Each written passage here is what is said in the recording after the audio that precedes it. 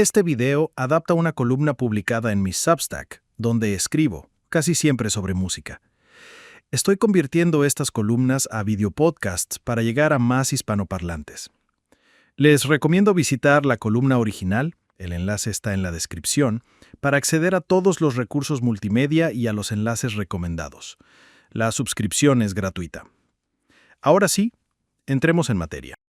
Oigan, quiero contarles una cosa, pero que quede entre nosotros. Como podrán notar, la voz que debería aparecer acá es la del Dr. Arango, el autor de la columna. Pero no, esta vez estoy yo, una voz artificial de Google AI Studio. Me llamo Iapetus. El asunto es que el Dr. Arango es muy cuidadoso al grabar sus columnas. Tiene buenos equipos y todo, invierte mucho tiempo y esfuerzo grabando, pero no le diga nada, por favor. No quisiera herir su amor propio. No respira como debería un locutor de verdad y tiene muy serias dificultades pronunciando nombres en inglés. Ni hablemos en alemán o en cualquier otro idioma. De hecho, hay veces en que pronuncia mal palabras en español. Deben ser cosas de la edad. Entonces me tomé por asalto la columna y reemplacé por el audio del Dr. Arango. Él no se ha enterado, no se lo digan, pero espero que yo pueda transmitirles el contenido de la columna de forma más eficiente y profesional. Ahora sí, empecemos. La gran mentira de la sonata Claro de Luna.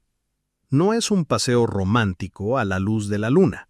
Esa historia que siempre le contaron es falsa. Me da pena decirlo, pero es posible que haya escuchado mal la sonata Claro de Luna toda la vida. Detrás de la melodía más famosa del mundo se esconde una declaración de guerra contra el destino. Si cree que esta sonata es relajante, no ha entendido nada. Son 15 minutos de música grandiosa, inigualable, maravillosa. Sin embargo, antes de volver a escuchar esta obra, haría bien en leer estas líneas. Me di cuenta de esto, y apenas puedo creerlo. Empecé a escribir en Substack en mayo del 2024, hace ya más de un año. Ya son más de 40 columnas sobre música y no he escrito una sola línea sobre las sonatas para piano de Beethoven. No solo me parece imperdonable, sino que no me lo explico. Las sonatas para piano de Beethoven son una de las razones por las que llevo escuchando a este compositor por décadas, de modo que acá vengo a tratar de corregir este despropósito. De entrada ya me enfrento a un problema grande. ¿Por cuál empiezo? Todas me parecen divinas. Cuando me da por escucharlas, cosa que sucede con relativa frecuencia, me suelo tragar las 32 sonatas de un solo envión, o al menos de forma continua, casi siempre varias veces. Es como si, por alguna incomprensible razón, mi cerebro me dijera, JJ, necesitas las sonatas. Y listo, me pongo en modo sonatas, a veces por una semana seguida, sin escuchar otra cosa. Escucho incluso, además de las 32 que tienen número de opus, las 3 del W47, conocidas como las sonatas del príncipe elector, que probablemente fueron escritas cuando Beethoven tenía apenas 12 o 13 años en 1782 y 1783. Estas 3 sonatas precoces fueron dedicadas al arzobispo Maximiliano Friedrich, quien era el príncipe elector de Colonia en esa época. Estaba a punto de morirse, pero era el que mandaba en el momento. Son demasiado clásicas para el Beethoven que a mí me gusta, pero era solo un niño que tenía todo el clasicismo encima. Como ven, nunca me había puesto en el plan de escoger ninguna de las sonatas para piano. ¿Para qué? Si las puedo escuchar todas. Pues bien, lo que no puedo es escribir sobre todas. Bueno, en realidad sí podría redactar algo sobre todas las sonatas como un conjunto, pero no es mi estilo. Suelo hablarles de alguna obra específica, y hoy no será la excepción. Me puse en la tarea de elegir alguna para que fuera el motivo de mis primeras líneas sobre las sonatas para piano de Beethoven. El trabajo no fue sencillo. Lo primero que pensé es que hay varias que tienen, además del número de opus, algún nombre en especial. Decidí empezar por alguna de esas, que son varias. Están la 8 opus 13, Patética, la 13 opus 27-1, Sonata Quasi una Fantasía, la 14 opus 27-2, Claro de Luna, la 15 opus 28, Pastoral, la 17 opus 31-2, La Tempestad, la 18 opus 31-3, La Casa, la 21 opus 53, Waldstein, la 25, opus 79, el Cuco, la 26, opus 81A, los Adioses, y la 29, opus 106, Hammerklavier. Vea pues, 12 sonatas con nombre especial. Como el método ayudó poco, puse el dedo en un lugar cualquiera de la pantalla. De todos modos no podía fallar, y surgió la número 14, opus 27-2, Claro de Luna, una de las últimas de las llamadas sonatas tempranas, 1782 a 1801. Y acá estamos. Este es un pantallazo de un video que produjo Sora, OpenAI, en el que le pedí que se imaginara a un joven Beethoven tocando Claro de Luna. Para empezar, toca desenredar una cosita. Con el nombre de sonata cuasi una fantasía se les conoce a las 2 sonatas para piano de Beethoven rotuladas bajo el opus 27. A la número 13, opus 27-1, es a la que le vamos a dejar ese nombre, pues aunque la número 14, opus 27-2, también lo tiene, es más conocida como Claro de Luna. Esta última es el motivo de esta entrada. Aunque fue pura suerte, me alegra haber escogido una de las sonatas tempranas. Eso me da cierta sensación de orden. En un futuro abordaremos alguna o algunas de las sonatas medias, 1802-1814, y de las tardías, 1816 a 1822.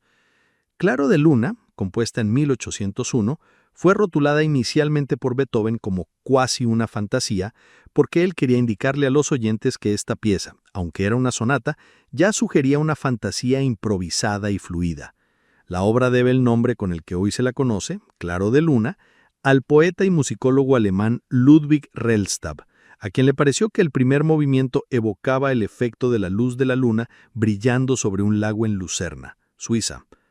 Rellstab conoció a Beethoven en 1825, por lo que es teóricamente posible que Beethoven conociera la comparación con un Claro de Luna, aunque el apodo, yo creo, ha debido surgir más tarde.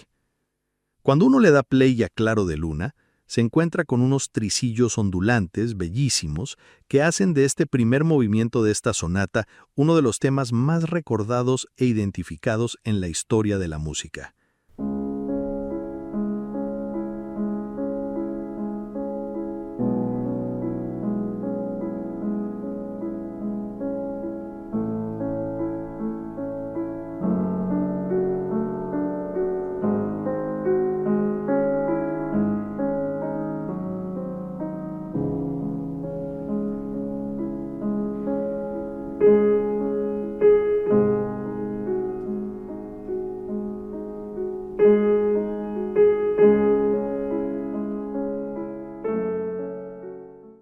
En este video, en el cual Sora se imaginó a un joven Beethoven tocando Claro de Luna, recordarán fácilmente el tema de esta sonata. El audio lo agregué con Premiere Pro. Este video es del modelo Veo de Gemini 2.5 Pro. El audio lo adicioné yo.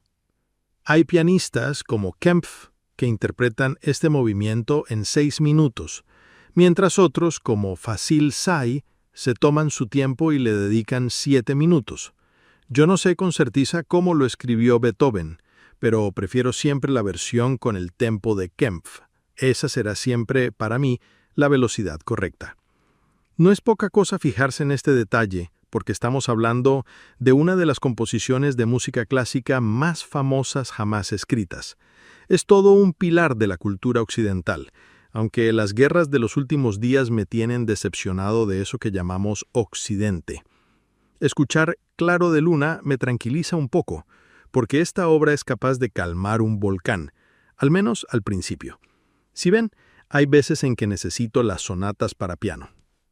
Aunque esta sonata sugiere una obra surgida de una especie de ensoñación serena, la verdad es que fue el resultado de una profunda crisis personal en un compositor cuyo espíritu ya sugería una rebeldía furiosa.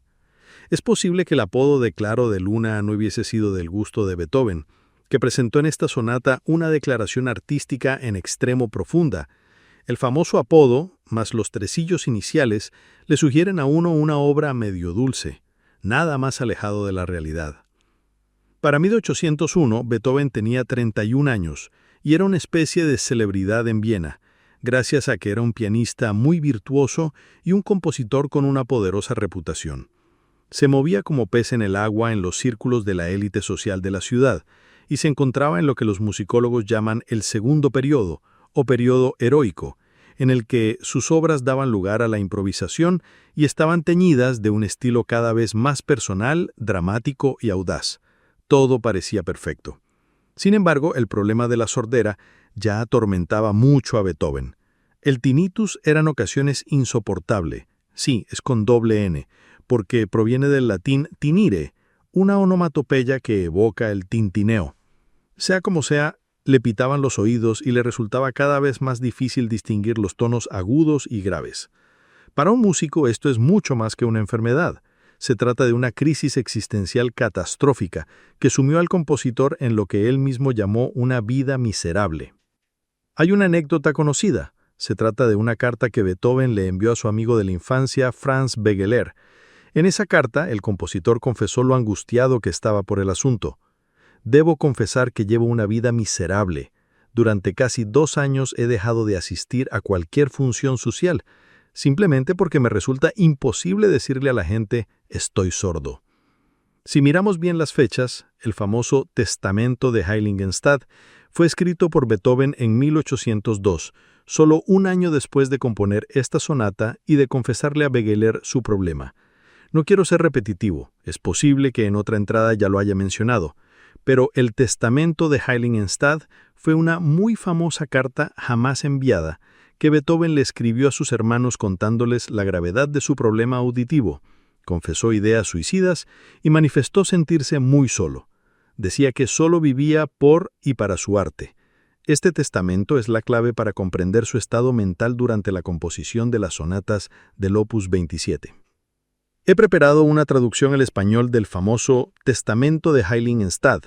Si alguien tiene interés en leerlo, se puede bajar en formato PDF. No uno tiene bien claro cómo afectó el problema auditivo al estilo y la fuerza del Beethoven compositor. Sabemos qué pensaba el ser humano, la persona, pero la forma como el compositor expresó su tragedia no deja de ser intrigante. A pesar de la desesperación, o quizás debido a ella, Beethoven entró en una etapa de creatividad furiosa, casi sobrehumana. Por eso, Claro de Luna no puede leerse como una obra de resignación romántica. No lo es un acto de desafío, una manifestación sonora de alguien que no se entrega, que decide responder con música a un destino cruel y desgarrador. La trayectoria emocional de la sonata, desde una lamentación contenida hasta una furia desatada, nos ilustra muy bien su travesía interior, de la tristeza a la rebeldía. Otro aspecto interesante de esta sonata es la dedicatoria a la condesa Giulietta Guicciardi. Para 1801, esta niña tenía 16 años de edad y se había convertido en alumna de piano de Beethoven, quien, como podrán colegir, le llevaba 20 años. Todo lo que he leído indica que Beethoven realmente estuvo enamorado de este personaje, aunque esta relación, como otras de Beethoven, estaba condenada al fracaso, porque en esa época las barreras sociales eran muy rígidas. Él era un plebeyo y ella una condesa, por lo que su padre prohibió la unión, citando la falta de rango, fortuna o empleo permanente de Beethoven. La condesa terminó casada en 1803 con un conde de apellido Gallenberg. Esta historia de amor no correspondido podría encajar bien con la interpretación romántica de la sonata. Escribí romántica entre comillas porque no se refiere al periodo musical, sino a la supuesta historia amorosa romanticona, tipo novela de Corín Tellado. Es posible que la razón de la dedicatoria haya sido más mundana, es decir, es probable que, aunque Beethoven le dedicó la sonata a la condesa Guicciardi, no la escribió para ella o pensando en ella. Este matiz es muy importante porque, aunque la dedicatoria se convirtió en la semilla de un mito romanticón, es muy probable que la sonata en realidad represente emociones más oscuras y complejas inherentes a la música, como la lamentación y la rabia. Acá entra a funcionar el hecho de que Beethoven llamara las 2 sonatas del Opus 27 sonata cuasi una fantasía. Uno podría dejar de lado la novelita Guicciardi y entender que este título, que uno podría traducir como sonata a la manera de una fantasía, fue una clara señal de que Beethoven se estaba pasando ciertas normas compositivas por la faja. Miremos bien. A comienzos del siglo XIX, la palabra sonata evocaba una estructura clara, casi predecible, con una sucesión de movimientos que alternaban velocidad y lirismo con cierta lógica reconocible. Era un formato que ofrecía orden y proporción. En cambio, una fantasía representaba todo lo contrario: libertad, carácter improvisado y contrastes abruptos, es decir, una música que parece nacer en el instante, sin plan previo. Cuando Beethoven decide fusionar ambos conceptos en una misma obra y llamarla sonata quasi una fantasía, no está jugando con las palabras, está anunciando algo. Les está diciendo algo así como: olvídense de lo que esperan. Lo que van a escuchar no responde a las normas, sino a una urgencia emocional mía. Lo que viene no es una forma, es un viaje, y no será predecible. ¡Una maravilla! Si le ponen un poco de cuidado de la estructura de la sonata, notarán que, en lugar del típico movimiento rápido de apertura, Beethoven comienza con un adagio lento y sombrío. Esto invierte la estructura tradicional, reservando el verdadero clímax y el peso dramático para el final. No sobra saber que Beethoven indica explícitamente que los movimientos deben tocarse sin pausa, ataca. Esto difumina las divisiones entre ellos, obligando al oyente a experimentar la obra como una única narrativa psicológica continua, en lugar de una colección de piezas separadas. El famoso primer movimiento no sigue la estricta forma sonata allegro, y toda la obra se caracteriza por los extremos contrastes de carácter entre los movimientos, un rasgo distintivo del género de la fantasía. Pillen cómo, luego de la profunda introspección del primer movimiento, el allegretto emerge como un breve y delicado intermedio. Liszt describió este movimiento como una flor entre dos abismos, expresando así la función del movimiento, que no es otra que un frágil y bello respiro entre la oscuridad del primer movimiento y la furia del tercero. ¡Brutal! Espero entonces que se den cuenta de que el verdadero centro de gravedad de Claro de Luna es su último movimiento, donde Beethoven desata toda la furia que tiene contenida. Es una verdadera tempestad emocional, que no solo es poderosa, sino que requiere de un intérprete virtuoso. Una de las genialidades de Beethoven aquí es que gran parte del movimiento está marcado como piano, o sea, suave, lo que hace que las repentinas explosiones de volumen sean aún más dramáticas y violentas. Para eso fue un genio, ¿sí o qué? En este video hecho con Whisk y Premiere Pro, se pueden escuchar los primeros segundos del tercer movimiento de Claro de Luna, Presto agitato.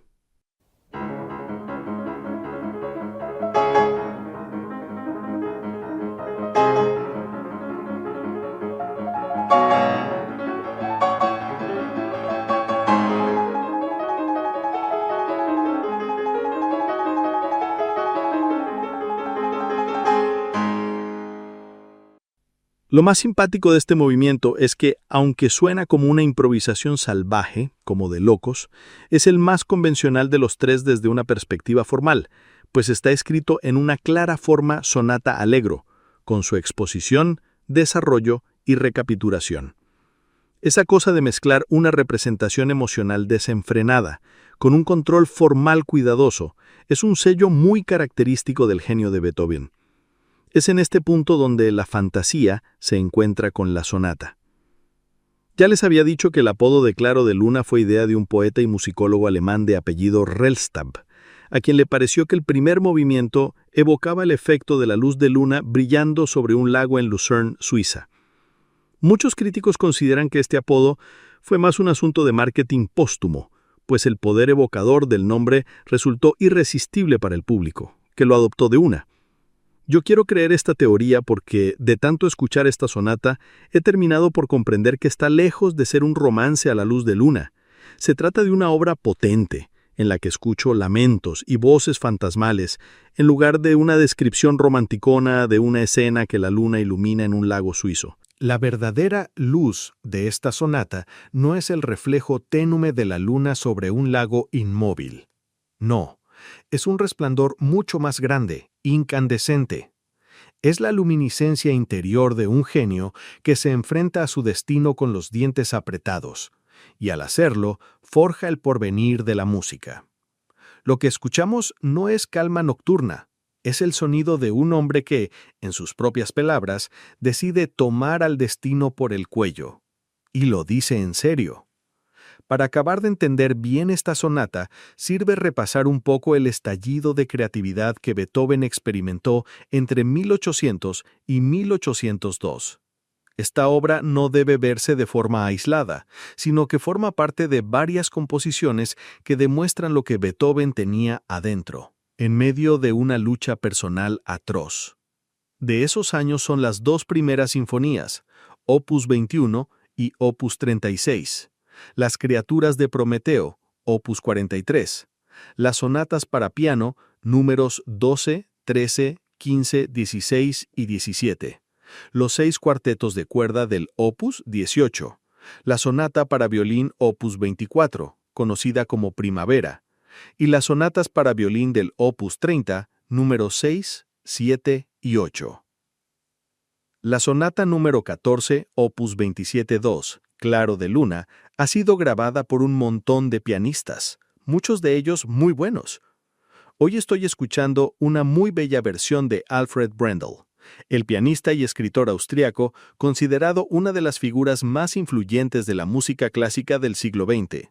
Brendel nació en la hoy República Checa y murió en Londres el 17 de junio de 2025, a los 94 años.